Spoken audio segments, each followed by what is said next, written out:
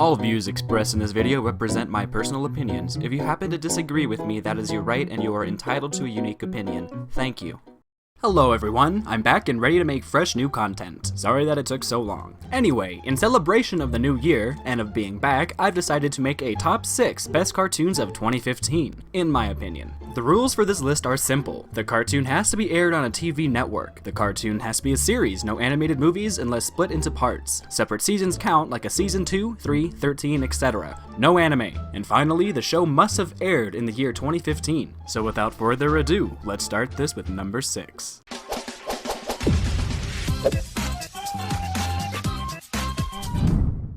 To start this list off, we have Star vs. the Forces of Evil. Originally, my first impression for the show was mostly lukewarm, but in the comments it was suggested to me that I should continue the show and get a second opinion. I'm glad I did. I found that while the show lacked in the first few episodes, it really did find its footing later on and was able to break into a sprint.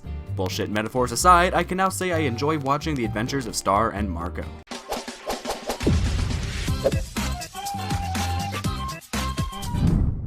First, Chill. It's a cartoon. A good cartoon. I really hope I don't need to defend the show in 2016, but just in case, fight me. Anyway, Season 5 of MOP was especially good, even with a few only okay episodes. It brought many surprises in both character and world development, many of which I didn't see coming. It feels like MOP is now fully developed when it comes to characters and the world, and many of the episodes here actually had me impressed, especially the satirization of the nasty parts of the music industry with a Lady Gaga-like character. Speaking of music, the songs in this season were top-notch, and many of them are now in my favorite list. Most, if not all, episodes contain themes, references, situations, etc. that could be enjoyed by kids, however they could also be understood by adults. For instance, dystopian societies, this movie reference, full-on world fucking war, and the struggles of running a business. Oh, and that finale was surprisingly dark, me likey.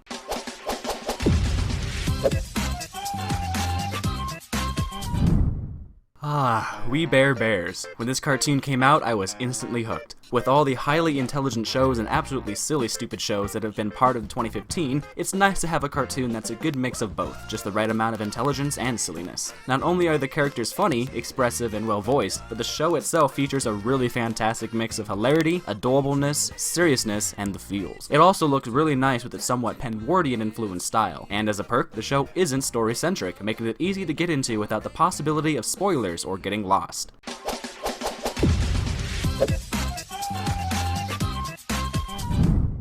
Oh man, what a ride this season was! Every episode had me in stitches and had such a satisfying seasonal payout with the climax of the plot. It's apparent this season that South Park has gotten really good at their new seasonal continuity approach to pacing out their seasons. The fantastic satirical comments, mixed with an on-point humor, made this easily South Park's best season yet. Not even kidding. This is especially impressive considering the show will be airing its now 20th season, and it seems to just keep getting better and better. Season 19 featured a very relevant dialogue concerning censorship, PC culture, aggressive advertising, and economic inflation, to name a few themes, not to mention being absolutely hilarious. You're sad that people are mean? Well, I'm sorry, the world isn't one big liberal arts college campus.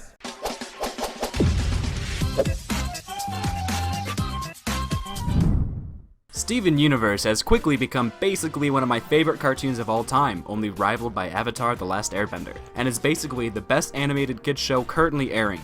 Humans just lead short, boring, insignificant lives, so they make up stories to feel like they're a part of something bigger. It's thrilling, emotional, entertaining, funny, intelligent. It's just so good, and it's practically heading a whole new generation of cartoons. Season 2 was no exception. With thrilling plot developments, character development, and world development, this show had me at the edge of my seat for 11 minutes a pop. Even though it's barely halfway through Season 2, at this point, it's so good that it deserves to be on here at number 2, only to be beaten by...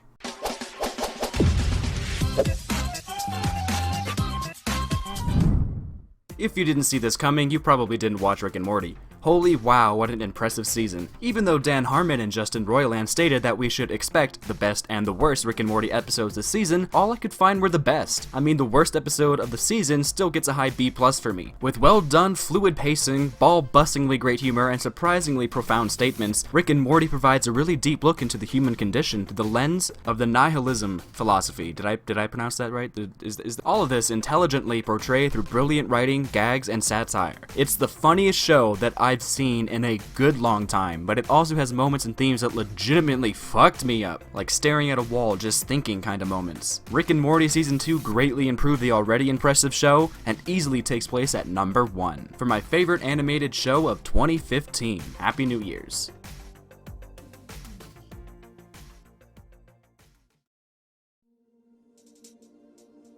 Hey guys, thanks very much for watching, it means everything to me. If you like the video and like what I'm doing with the top 6s, I might continue doing them with first impressions and possibly more obscure animation. Just let me know in the comments, like it, share it around, just so I get a kind of a idea of what you guys are looking for with content-wise, still trying to make this channel good. Anyway, the video you're seeing on the side is a collab that I did with GameLink Reviews regarding an MLP fan animation, Dusk's Dawn, which was just really hard to sit through. It was interesting. It's a pretty fun review. The other video here is a top 5 that I did a narration for with Apex TV over spooky scary ghost pictures, so it's a good thing. You should just totally see it. They make pretty fun content, and I look forward to working with them more.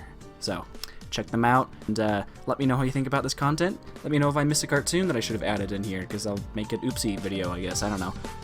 Later. I guess I don't have an ending catchphrase.